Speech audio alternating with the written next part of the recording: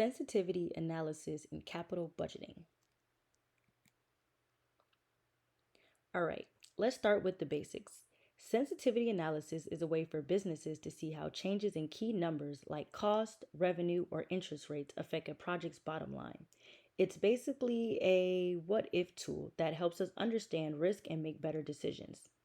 One may ask, why does this matter in capital budgeting? Well, when companies invest in big projects, they want to be sure they're making smart choices. By using sensitivity analysis, they can see which factors have the biggest impact and plan ahead for possible changes. It's all about reducing uncertainty and making more confident financial decisions. All right, let's break this down in simple terms. First, we need to figure out which numbers really matter. Things like sales volumes, cost, and discount rates. These are the numbers that can make or break our project. Next, we define our possible ranges for these variables. We don't just guess, we look at past data and industry trends to see what's realistic. Then we think about the bigger picture.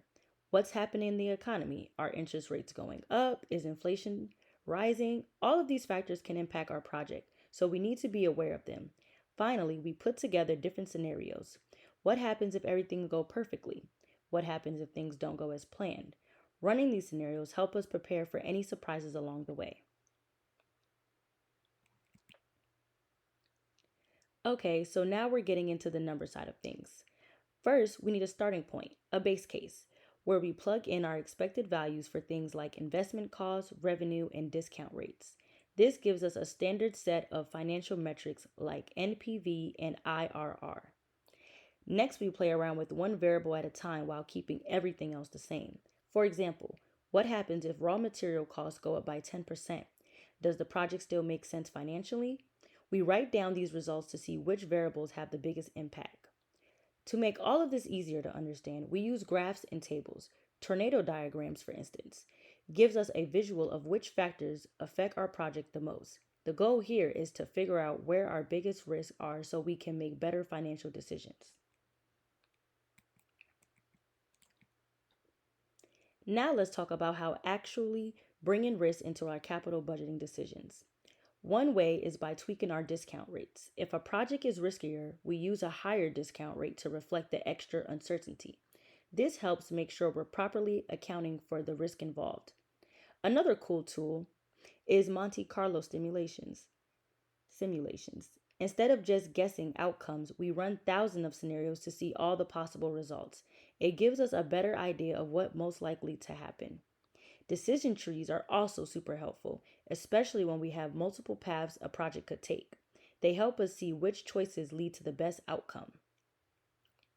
Finally, we use both sensitivity and scenario analysis together. Sensitivity analysis helps us understand how individual variables impact our project, while scenario analysis lets us see what happens when multiple factors change at once.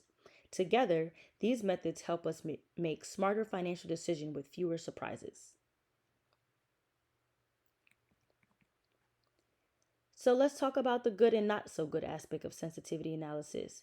On the plus side, it's a great tool for figuring out which variables have the biggest impact on our project, helping us make smarter financial decisions. It also lets us plan for the different scenarios so we're not caught off guard if things don't go as expected. But it's not perfect. One downside is that it doesn't account for how multiple variables interact with each other. Each one is analyzed separately. It also only is as good as the data we put into it. So if our assumptions are off, our results might be misleading. Plus, for big, complex projects, sensitivity analysis can take a lot of time and effort. That's why it's often used alongside other risk management tools to get a fuller picture. All right, let's bring this into the real world. Companies use sensitivity analysis when they're thinking about launching a new product or expanding into a new market. It helps them see if the financial holds up under different scenarios. Investors use it too, especially when they're managing portfolios and want to see how different economic shifts might impact their returns. And even governments rely on it, particularly for big projects like highway or new regulations, to make sure they're prepared for any financial surprises.